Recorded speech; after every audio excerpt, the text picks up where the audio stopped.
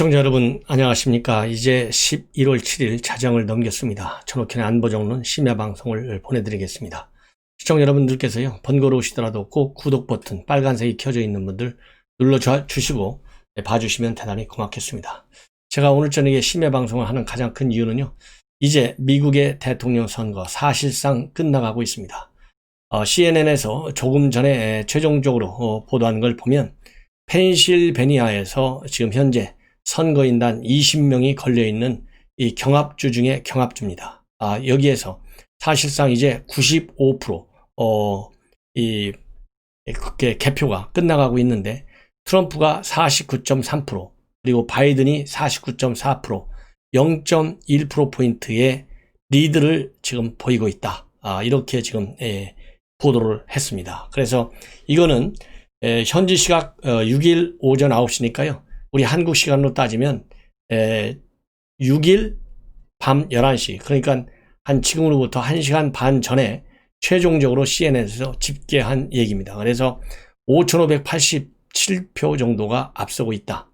그래서 개표율 95%이기 때문에 남은 표수는 한 2만 5천 표 정도 남았다, 이렇게 보는데, 펜실베니아는 북부 러스트벨트 중에 하나로서 2016년도 대선 때 트럼프 대통령이 힐러리보다 무려 4만 4천 표 차이로 이겼던 지역입니다. 그래서 여기서 선거인단이 20명이기 때문에 펜실베니아에서 승리할 경우에는 273명의 선거인단을 확보하기 때문에 매직 넘버 270을 넘어서게 됩니다. 그래서 사실상 당선을 확정 지을 수 있어요.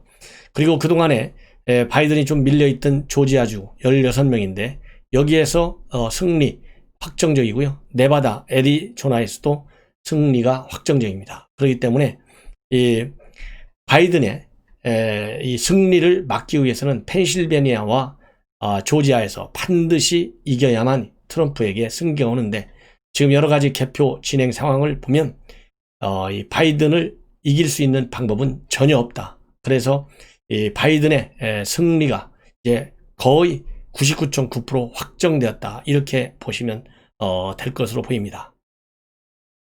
그래서 참고적으로 현재 투표 상황을 보면요, 노스캐롤라이나가 95%인데 노스캐롤라이나에서만 트럼프가 이기고 있어요. 50% 대 48.6. 애리조나 90% 개표인데 바이든이 50, 트럼프가 48.5. 펜실베니아 바이든 우세, 미시간 바이든 우세, 위스콘신 바이든 우세, 조지아에서는 지금 98% 진행되어 있는데 동률입니다. 49.4%.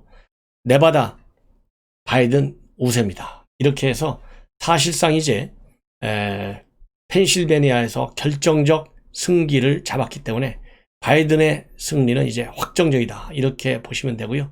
특히 오늘 밤 조지아에서 펜실베니아 이 승기를 잡은 것이 결국은 결정적인 이 승세로 보이고, 그래서 오늘 트럼프 대통령이 백악관에서 기자회견을 열어서 미국 대법원으로 가져가겠다, 모든 투표를 중단해라, 이런 기자회견을 가졌는데요. 기자회견에 이 보도를 하던 이 미국 언론들이 일제히 중단했습니다. 그 이유는 트럼프 대통령의 발언이 사실상의 허위 내용으로 일관하고 있기 때문에 보도할 필요성을 못 느낀다는 것이죠. 그래서 이 기자회견이 전격적으로 취소되는 그런 불명예스러운 사건까지 벌어지고 있었다, 이런 말씀을 드리고요. 자, 그렇다고 본다면 왜 트럼프 대통령이 이렇게 대법원까지 가져가려고 하느냐, 그리고 대법원에서는 트럼프 대통령을 도와줄 방법이 없다, 이런 분위기인 것으로 알려지고 있는데요. 지금 언론 보도를 보면 트럼프 대통령이 이번 선거에 지더라도 지금 현재 바이든이 42년생, 트럼프가 46년생이거든요. 그래서 다음 2024년 또는 2028년도에 출마하겠다는 생각이기 때문에 이번에 지지층을 결집하는 측면에서 대법원 소송까지 불사한다, 이런 지금 보도가 나오고 있다, 이런 말씀을 드립니다. 그리고 이 푸틴 러시아 대통령이요, 파킨슨 병을 앓고 있고 건강 우려로 인해서 내년 초에 사임할 가능성이 크다, 이런 보도가 영국의 더 매체 더 선이 오늘 보도했습니다. 자, 이렇게 되면 푸틴은 건강상으로 물러서고 시진핑은 거의 영구 집권으로 들어가는 그런 상반된 현상이 나오고 있고, 북중러 삼각구도 속에서 김정은이는 체제 위기를 맞고 있는 상황이기 때문에 푸틴이 이렇게 될 경우에 김정은이는 중국에 대한 경사가 더 강화될 것이다. 이런 말씀을 드립니다. 자, 이제 우리 국내 정치 뉴스를 말씀을 드리겠는데요. 지금 이제 정진웅 검사 때문에 말들이 많아요. 왜냐하면 정진웅 검사가 불구속 기소된 상태지 않습니까? 그럼 통상 검사가 기소될 경우에는 즉각 직무가 배제되는데 한동훈이 같은 경우는 직무 배제가 이루어지지 않고 있어요. 오히려 추미애가 어제 뭐라고 그랬냐면 검사장으로까지 호칭하고 있습니다. 예.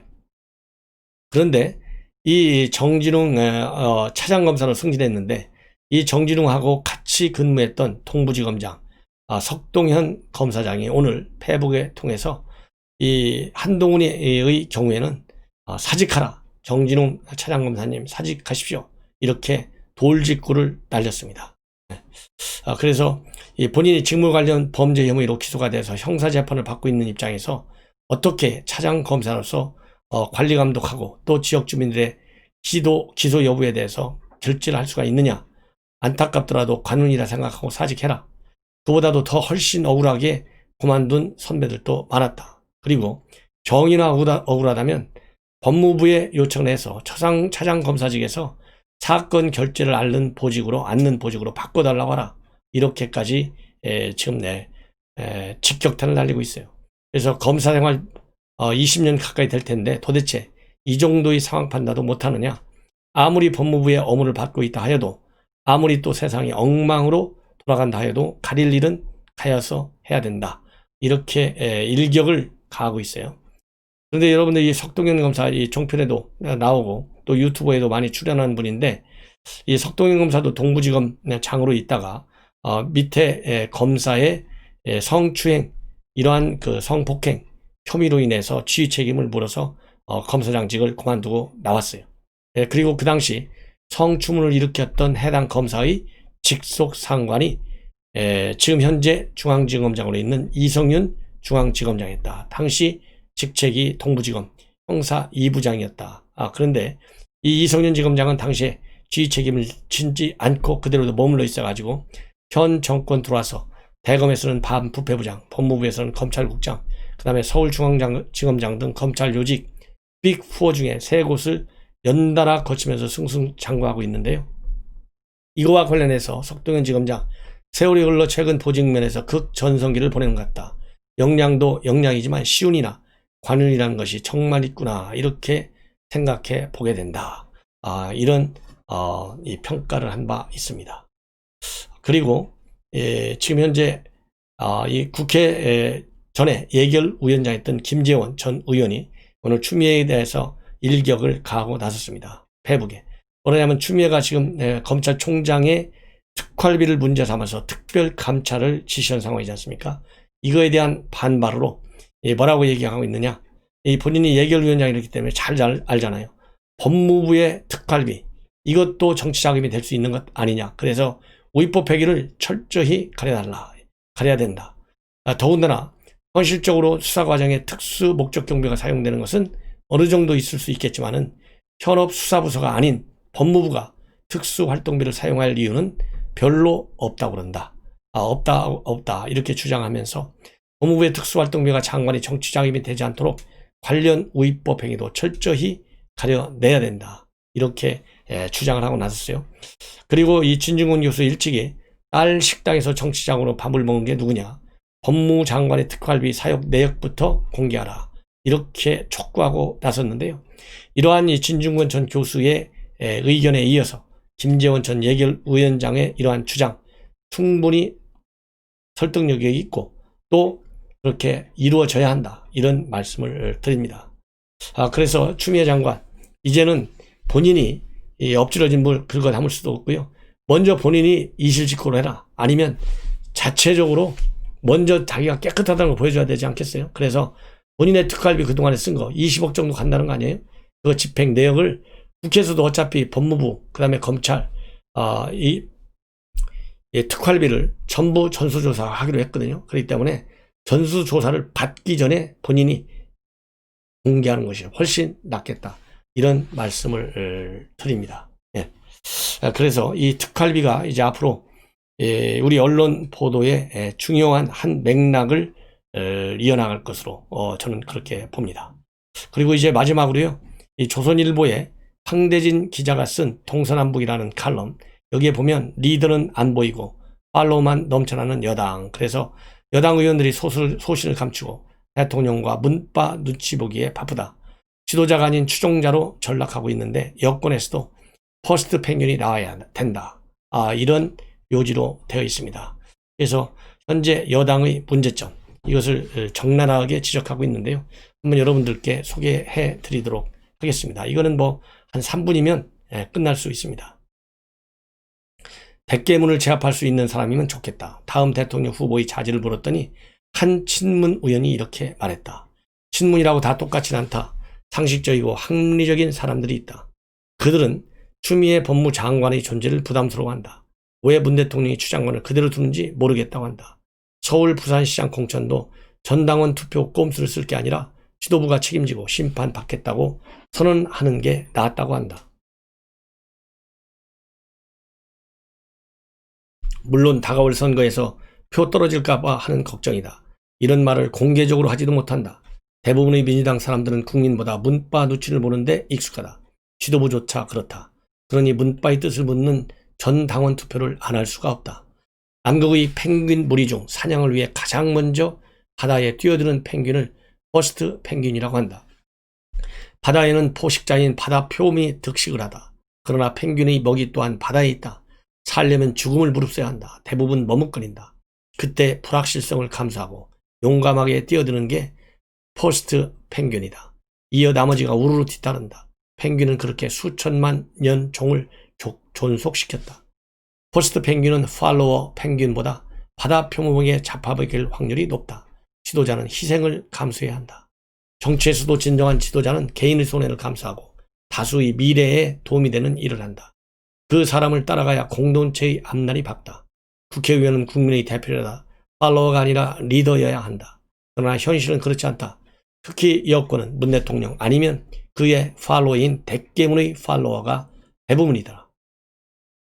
그들이 팔로워하는 문 대통령이나 대깨문은 영원할 수 없다. 문 대통령 임기와 함께 그들의 시대도 저문다. 이낙연이 되면 대깨낙, 이재명이 되면 대깨명의 시대가 열릴 것이다. 하지만 아직 누구도 대깨문을 깨려는 시도조차 못한다. 일부 젊은 정치인이 안간힘을 쓰고는 있다. 금태섭 전 의원은 문바와 싸우다 당을 나왔다. 금 전 의원은 장의 지도적 위치에 계신 분들마저 양념이니 에너지니 하면서 잘못을 바로잡기는커녕 눈치를 보고 정치적 유불리만 계산하는 모습에 절망했다고 했다. 민주당 박용진 의원도 비슷한 부류다. 그는 정치인은 미래를 위해 필요하다면 지지층이 반대하더라도 결단하고 밀어붙일 수 있어야 한다. 욕먹는다고 피해가는 정치 지도자가 왜 필요하냐고 한다. 정의당에 새로 취임한 김종철 대표는 익숙한 친민주당 노선과 결별을 선언했다. 민주당은 제 집권만 생각한다고 했다. 김 대표는 제 집권이 아니라 나라의 미래를 위해 국민연금과 공무원연금 통합, 저소득층 증세 같은 문제를 논의하자고 한다. 대한민국 1호 리더 문 대통령은 요즘 침묵 중이다. 경제가 좋아지고 있다. 방역 잘하고 있다. 이는 자화자찬성 이야기 말고 기억나는 게 별로 없다. 조국 사태에서 시작해 박원순 시장 성추행 의혹, 북한군의 우리 공무원 사살 및 소각, 추미애 윤석열 갈등, 민주당의 문재인 당원 파기까지 현안에 입을 닫고 있다. 리더의 침묵은 공동체 미래의 불확실성을 증가시킨다. 그의 침묵이 하도 답답해서 젊은 정치인들이 지도자가 될 먼 훗날을 상상해 본다.